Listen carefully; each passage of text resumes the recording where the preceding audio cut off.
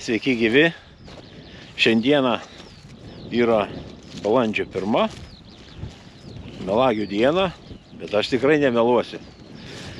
Startuoju su azotiniu tręšimu tarp rapso. Šiemet naudosiu kasą 250 litrų į hektarą. Ten juos reikia perskaičiuoti kilogramais, bet matematika, kam sekasi, tai manau susiskaičiuosit, kiek bus azoto. Tai va, šiemet toksai buvo kaip ir ažiotažas toksai išėjęs dėl melasos. Ten visokių komentarų buvo. Tai padarysiu šiemet tokį variantą. Skaitykim, čia va nuo tilto. Tas laukas yra, kur padarysiu į šitą pusę padarysiu be melasos, į šitą pusę padarysiu su melasa. Pažiūrėsim skirtumą. Šičia bus bioversijo produktą dėsiu spondžą ir grau, o šitoj pusėje bus melasa su skystu humusu. Ten plocher yra. Aš ten bandžiau aktyvuoti, bet mielių dėti, bet kadangi temperatūra šiek tiek mažoka, tai manau, kad ne visiškai pavyko tą suaktyvuoti iki galo variantą. Na, bet yra kaip yra, laukti jau nebegaliu, šildyti melasos nebesinori, tai iš esmės pamatysim rezultatą.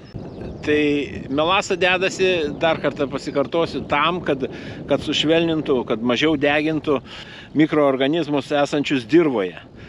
O iš bioversijų tie produktai, kur yra, tai spondžas būtent yra grybai, kurie irgi dalį azoto turėtų užrakinti ir jį atpalaiduoti po to vėliau. O grau tai yra paprasčiausiai ten yra azotą, kalį ir fosforą fiksuojančios bakterijos. Azotą fiksuoja iš oro, kalį ir fosforą iš dirvoje esančio fosforo.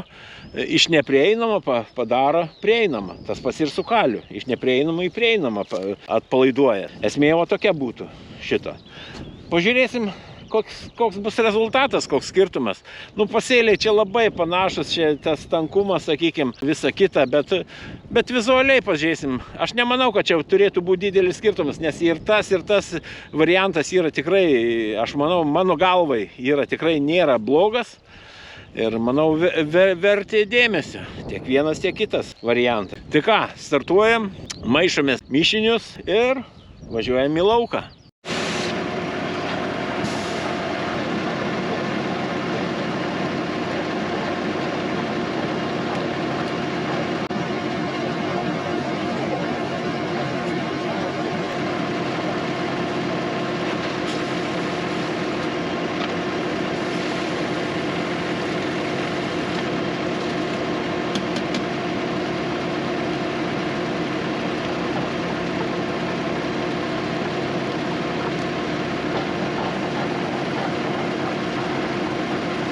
Čia 20 hektarų.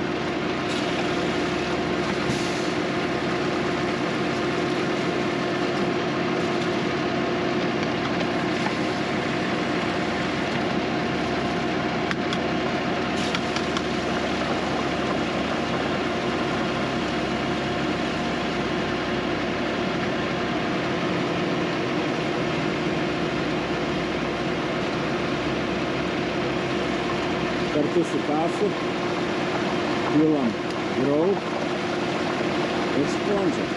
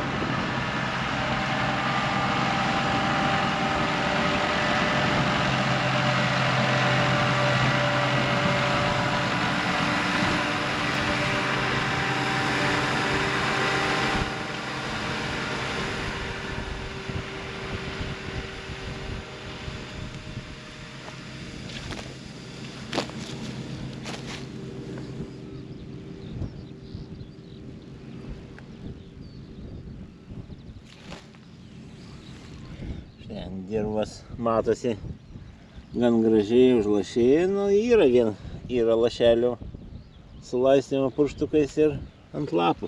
Aišku, šiek tiek lapus padegins. Faktas, kad kasas.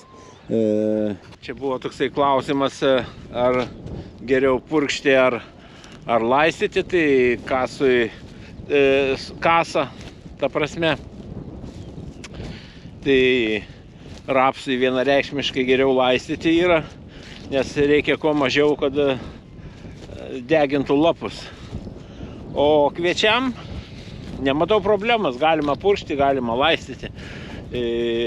Jokio skirtumo su grynų kasu, tai ten praktiškai vis tiek dabar yra seni lapai, naujas lapas tik tai pradėjo kaltis, tai ta prasme galima ir purkšti, galima ir laistyti. Realiai didelės žalos nepadarys nei tas, nei tas. O rapsui tai, kaip ir minėjau, geriau būtų laistyti, dėl to, kad rapsas šiek tiek jautresnis yra ir lapus apdegina kasas.